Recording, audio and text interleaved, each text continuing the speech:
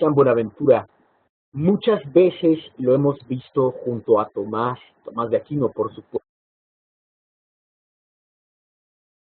supuesto, como si fuera uno de sus amigos o como si fuera uno de sus críticos, pero poco sabemos de él si no nos adentramos a leer tanto su biografía como sus trabajos más importantes. ¿Quién es Buenaventura? En este video quiero hacer dos cosas.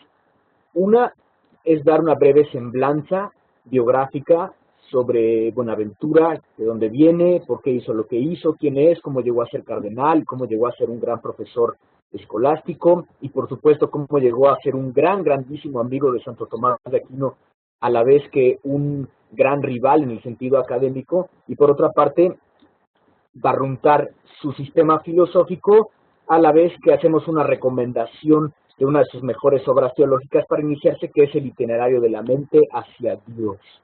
De modo que, ¿quién es Buenaventura? Eminentemente, Buenaventura es un fraile franciscano. En la posterioridad, Buenaventura recibió el nombre de Doctor Seraphicus, el doctor seráfico, porque simplemente haciendo un eco de San Francisco. Como nosotros sabemos, Francisco de Asís, el fundador de la Orden de Frailes Menores, es el padre seráfico, porque era tan bueno, o se proponía que era tan bueno como los mismos serafines, era tan sencillo y estaba tan enfocado en la vida de Dios como los serafines, que son criaturas angélicas. Pero San Francisco de Asís, no estaba tan interesado en la vida académica como otros de sus descendientes espirituales lo estuvieron. Uno de ellos, de entre los más importantes, San Buenaventura. De modo que como Buenaventura hace una muy buena síntesis entre la vida sencilla, la vida espiritual, simple de los franciscanos y de la erudición académica de la Universidad de París, pues se le quedó el título de Doctor Seraphicus, porque hace esta muy buena síntesis entre lo sencillo y lo académico. Ahora, Buenaventura es una de las grandes figuras del siglo XIII. El siglo XIII es el siglo de la escolástica. Florecen las universidades de París, de Oxford, de Cambridge, de Salamanca, y por supuesto, hay grandes figuras en todos estos centros. Alejandro de Hales, Jean de la Rochelle, Tomás de Aquino, Buenaventura de Bagnoregio, Enrique de Gante, Gil de Roma, en diferentes manifestaciones, pero Buenaventura está en el centro de este periodo, digamos a la mitad del siglo XIII. Ni muy al principio, como los primeros maestros franciscanos o incluso los primeros maestros dominicos como Alberto Magno, ni tan al final como ya los últimos críticos después de las escuelas postomistas que empiezan a desperdigarse por el mundo.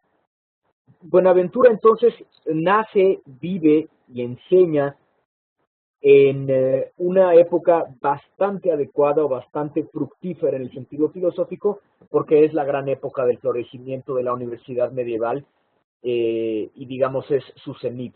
Ya había pasado el periodo de desarrollo donde las universidades se estaban formando en las escuelas catedralicias, palatinas o monásticas, pero tampoco es todavía la época del declive en el que la universidad se envicia en un debate que no termina de ser demasiado fructífero como lo fue en su periodo de cenit o lo fue en su periodo central.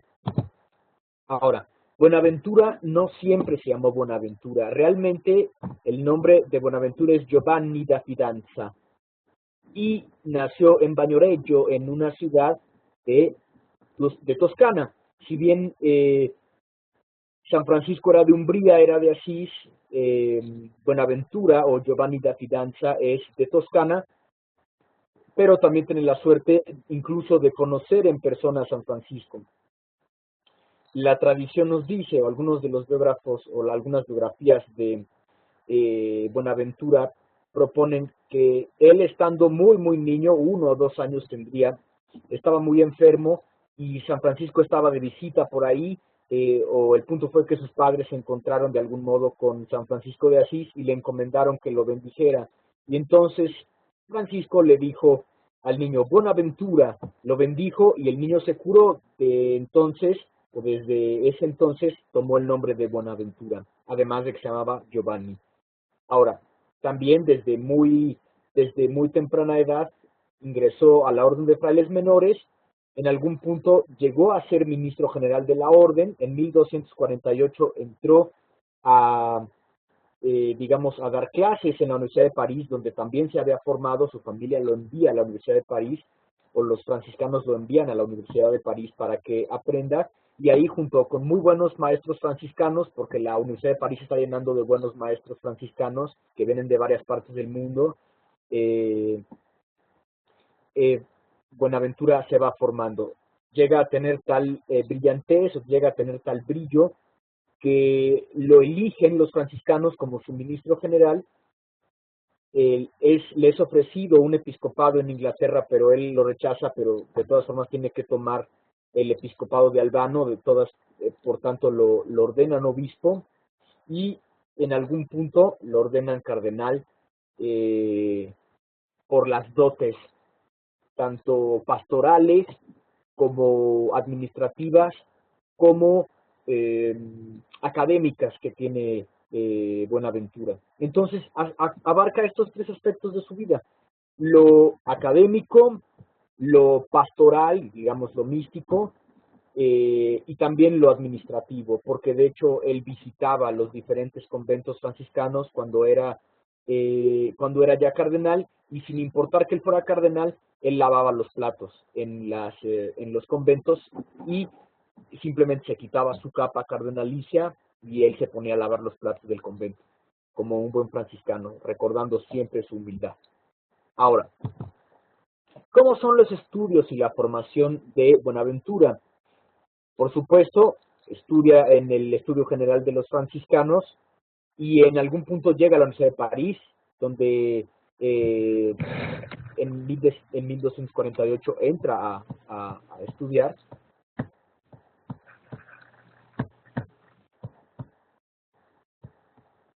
Y en la universidad fue discípulo de grandes maestros franciscanos, o de los primeros grandes maestros franciscanos.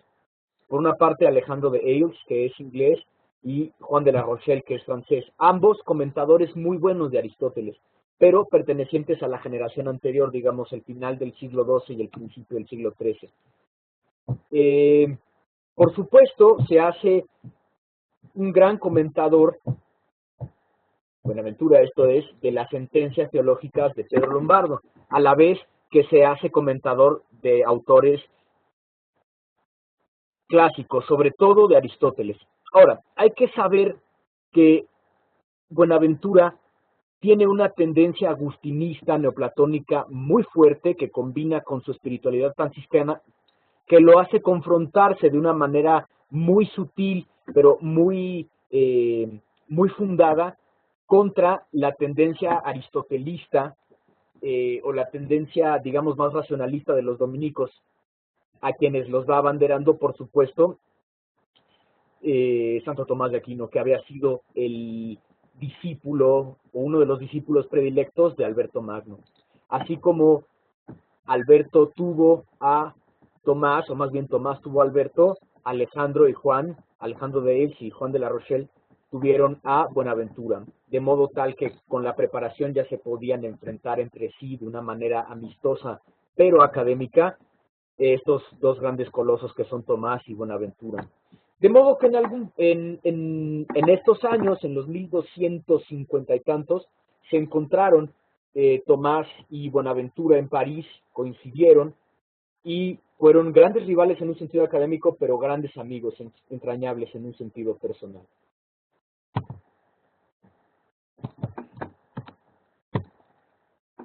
¿Cómo es este agustinismo contra el aristotelismo que ya he mencionado?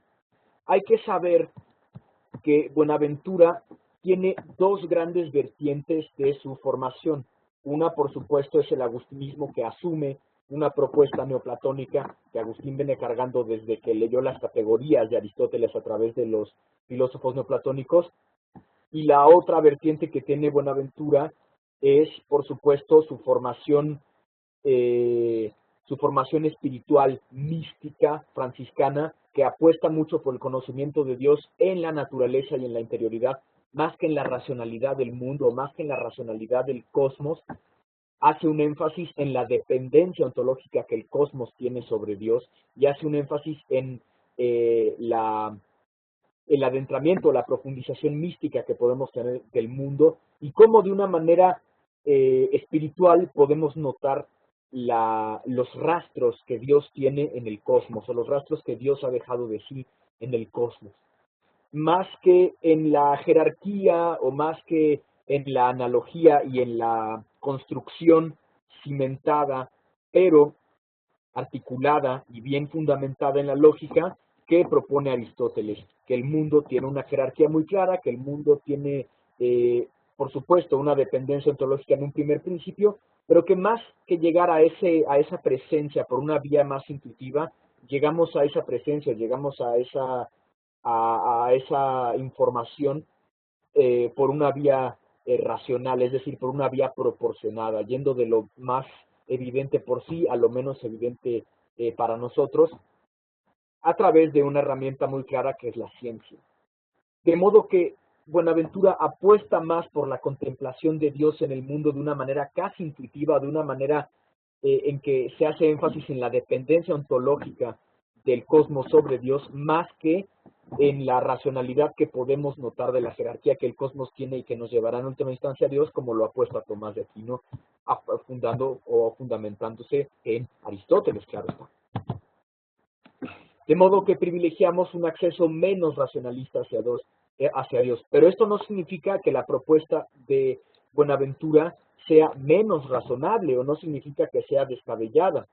Lo que hay que hacer es ver los rastros de Dios en la interioridad humana. Recuerden la vía introspectiva que hace Agustín, no voy a buscar a Dios fuera, sino que solo necesito volver hacia mí porque Dios está dentro. Dios habita en mi racionalidad, Dios habita en mi interioridad.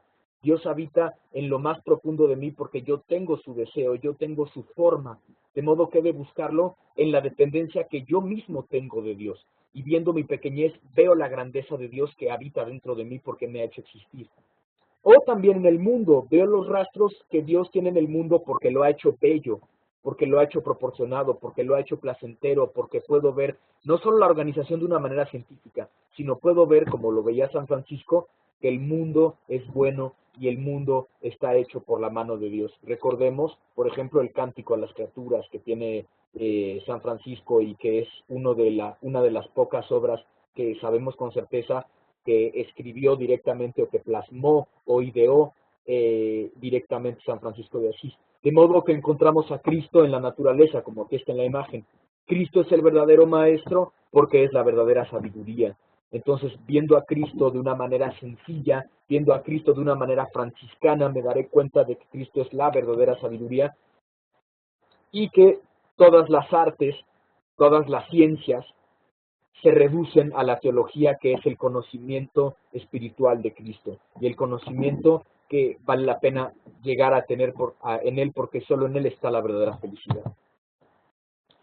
Y esto nos lleva a una propuesta mucho más escolástica o mucho más académica, que es el ejemplarismo metafísico. Es decir, Buenaventura asume una postura mucho más franciscana, de estar cerca de la naturaleza y de los pobres, y no tanto de los antiguos, o no tanto de los hombres antiguos como Platón o como Aristóteles, que por supuesto leyó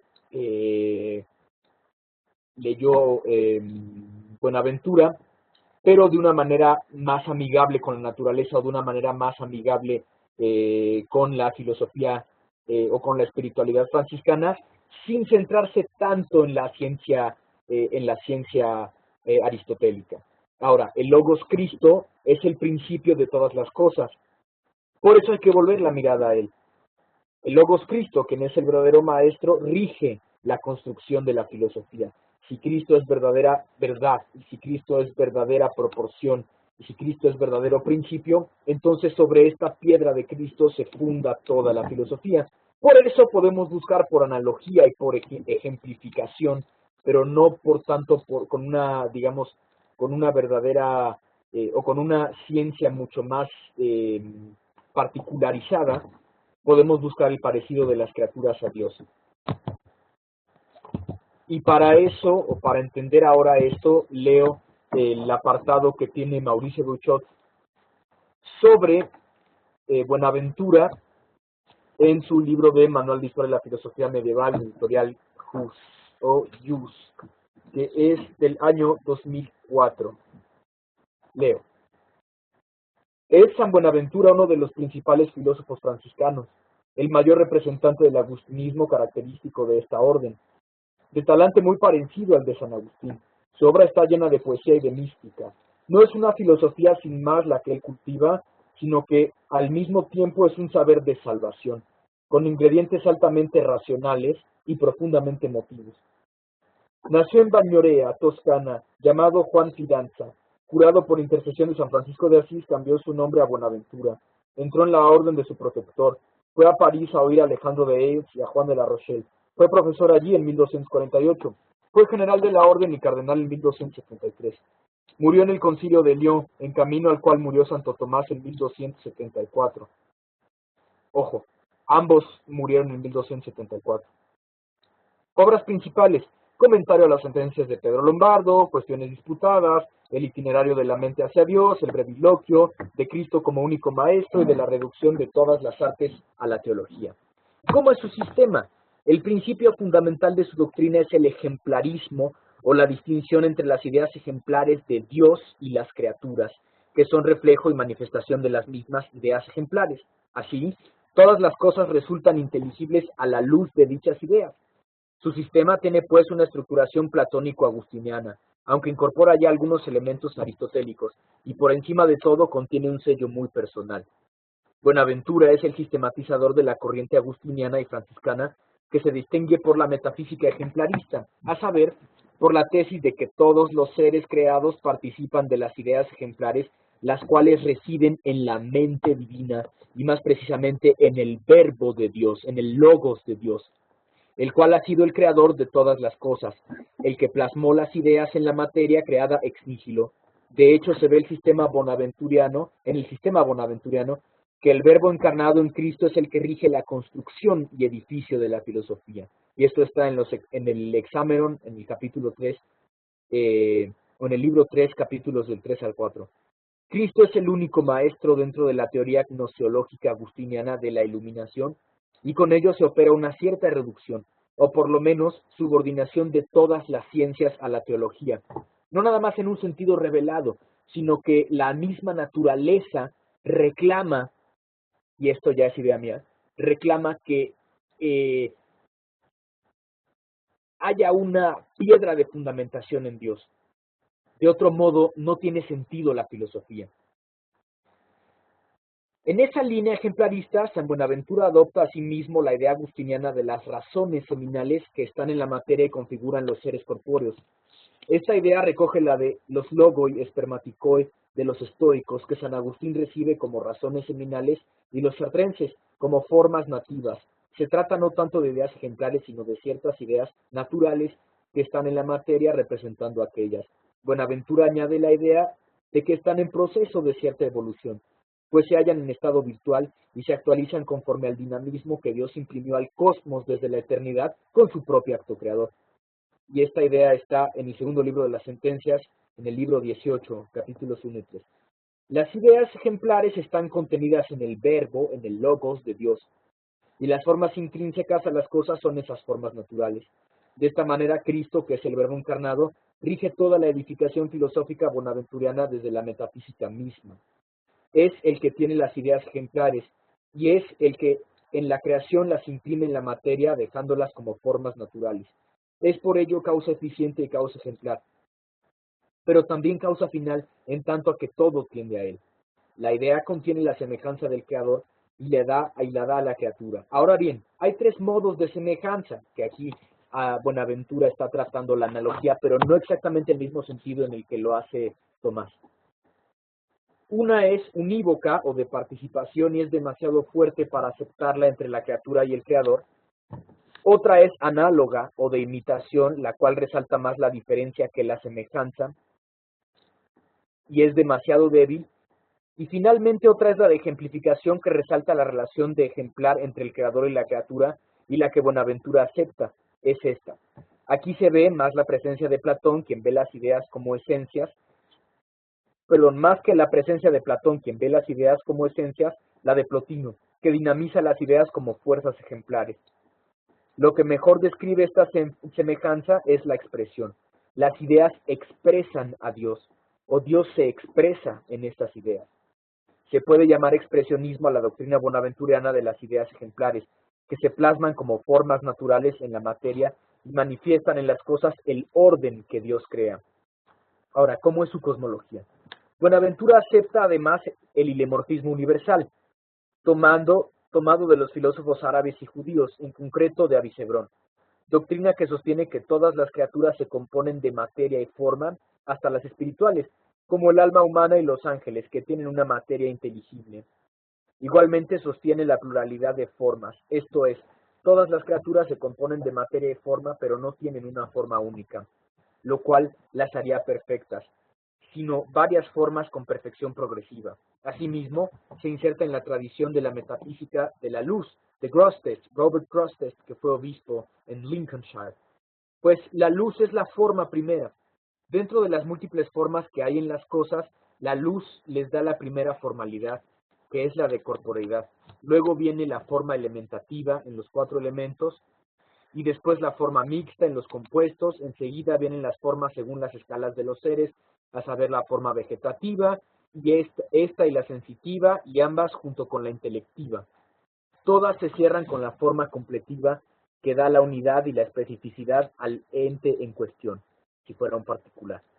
Asimismo, la individuación no se da por parte de la materia sola, sino por la relación de ésta con la forma. Es decir, se da por la conjunción de ambas, con lo cual Bonaventura está en una postura intermedia entre los que dicen que la individuación se da por parte de la materia, como Santo Tomás, y los que dicen que está en la parte de la forma, como Duns Scoto. Así, una sustancia es algo limitado dentro de una especie por la forma, y esto es algo por virtud de materia, o por virtud de la materia. Materia y forma se unen en el espacio y el tiempo, por tanto, pueden denotar la sustancia, es decir, pueden señalarla, y connotar los accidentes como la cantidad y la cualidad. Vean cómo es bastante sutil Buenaventura, como el principio de individuación sí está en ambas, en la materia y la forma, no ni en una ni en otra. ¿Cómo es su antropología? Esa doctrina de la pluralidad de formas se ve sobre todo en el hombre, el cual consta primero de forma de corporeidad, la cual es dada por la luz, que es el cuerpo más sutil, luego de las formas elementales en el mixto que configuran después de forma vegetativa, forma sensitiva y forma racional, que informan el cuerpo, el cual funge como materia.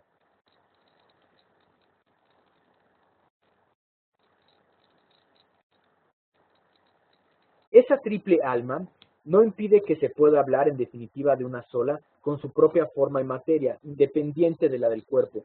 Y esta alma humana creada por Dios para cada individuo anima el cuerpo y es independiente de él, es decir, es inmortal. Pero el cuerpo no es una cárcel del alma o un peso que carga penosamente, es el adecuado complemento del alma. En esta perspectiva optimista, Buenaventura ve al hombre como el microcosmos, resumen del universo, con el cual se relaciona ya de entrada por los sentidos, que son como 5 puertas para el conocimiento de lo sensible. Buenaventura recoge la tesis agustiniana de la iluminación divina como componente del conocimiento intelectual. Es el verbo, el logos, quien ilumina la mente del hombre cuando éste conoce, y lo hace a través de los principios, razones o verdades eternas. De modo que es nuevamente la figura de Jesucristo la que sigue vertebrando el sistema bonaventuriano. Aquí, como clave de la teoría del conocimiento, que está en este libro, de Scientia Christi, en el libro 4. Esto casi excluye la abstracción del intelecto, a pesar de que se hable del recurso de los sentidos. Pues, en definitiva, el conocimiento se efectúa por la iluminación que da el conocimiento de las razones eternas. Sin embargo, se acepta el orden de la abstracción como primer paso muy imperfecto del conocimiento. Luego viene el orden de la visión, que es la iluminación, en la que se nos da la intuición de las ideas y razones eternas. Hay allí una intuición del alma y una cointuición de Dios, no en su esencia, sino en su presencia. Además, Buenaventura se expresa del todo humano como una cuestión personal. Sin embargo, no repite la definición de Boecio, sustancia individual de naturaleza racional, sino que la renueva, añadiendo a esa base de individualidad la relacionalidad o la presencia de la relación. Ojo, yo pongo aquí mi nota, parece que esto viene de los padres capadosos. Y no únicamente como una cosa accidental a la persona, sino esencial. Es decir, en la persona es tan importante su ser sustantivo como su ser relativo, su carácter sustancial como su carácter relacional. Y no solo está en relación con otros hombres, sino con todas las otras cosas, especialmente con Dios. Para Buenaventura el hombre es además libre. La libertad es la colaboración del entendimiento y la voluntad.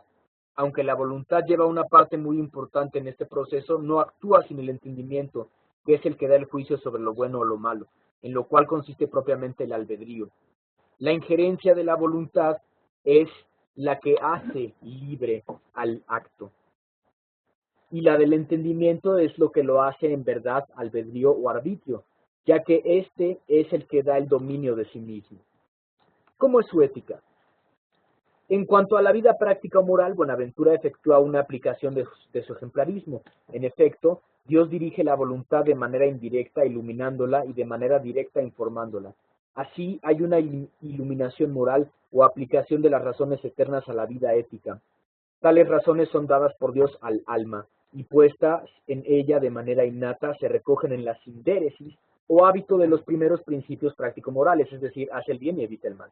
De la misma manera que en lo teórico alcanzamos la verdad, en lo práctico alcanzamos la bondad, objeto de la voluntad.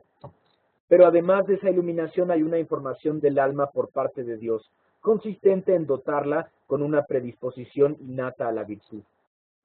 Hay en el alma unas como semillas de las virtudes y al hombre le toca desarrollarlas libremente. Y en esto se conjuntan la sindéresis y la libertad.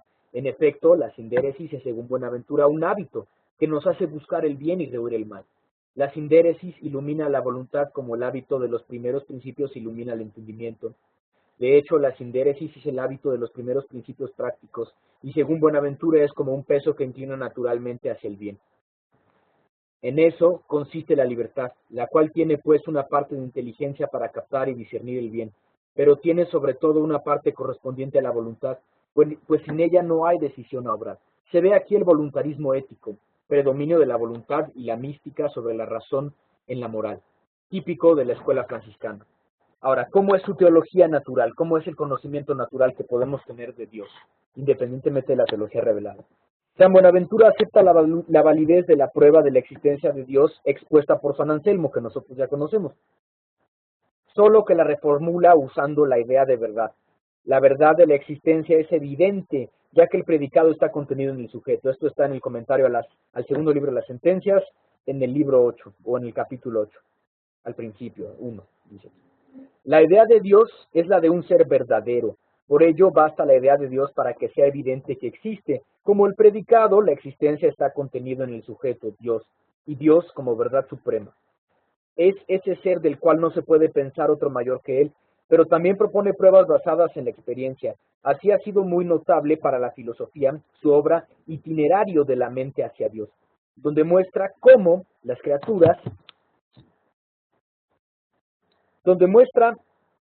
criaturas sobre todo el hombre, conducen al conocimiento de la existencia de Dios y de sus principales atributos. Esto lo podemos ver en el capítulo 4 del Itinerario. Igualmente expone una prueba por el camino del espíritu, que anhela la verdad y la felicidad, las cuales no pueden ser deseadas si no se conoce de alguna manera su objeto. Ese objeto es la verdad plena y el bien absoluto, esto es Dios. Es una prueba por el deseo natural de Dios. Y en cuanto a su naturaleza o esencia, Él es el ser supremo y perfecto, causa primera e incausada, poseedora de todas las perfecciones, sin ninguna mixtura ni limitación. Pero lo más importante es la relación que el hombre mantiene con Él, no solo de religación, como si fuera religio o religión, en un sentido más etimológico, o de religare o de relegere, ya sea religar o reinterpretar, sino de amor o afecto, pues en el ápice del afecto, apex affectus, se encuentra la experiencia mística. ¿Qué síntesis podemos sacar de aquí? Dice aquí Beuchot. San Buenaventura representa muy bien el sesgo de la filosofía franciscana. En su filosofía predomina el platonismo agustiniano, aunque integra a Aristóteles, por supuesto, lo vemos aquí en el planteamiento de la analogía, que no es el mismo que tiene Tomás, que es un poco más lógico o hace más referencia a las obras lógicas que a ver esta estructura lógica del cosmos que viene de Dios. El ejemplarismo, el hilemorfismo universal, la pluralidad de las formas en el compuesto sustancial, la teoría de la iluminación, la primacía de la voluntad sobre el intelecto, son algunos de sus rasgos. Además, se nota un talante muy poético que embellece sus páginas. Por supuesto, estas ideas que acabo de mencionar, y que aquí termina la propuesta de Beuchot, o la síntesis de Beuchot, estas ideas se van a ver en los siguientes teólogos de la escuela franciscana, como Escoto, como Occam, entre otros, que van siguiendo, por supuesto, esta línea franciscana, de la cual es miembro Buenaventura. Aquí vemos, por ejemplo, a Buenaventura y Tomás, que eran muy buenos amigos, a pesar de que no siempre o casi nunca coincidían en lo teológico o digamos en lo filosófico, pero sí que llevaban una muy buena amistad, una excelente amistad. Eso es una sintética presentación del pensamiento de Buenaventura y que después nos permitirá tener otras ideas u otros planteamientos para entender mejor a otros pensadores ya en el declive de la Edad Media o en el pensamiento de la escolástica medieval.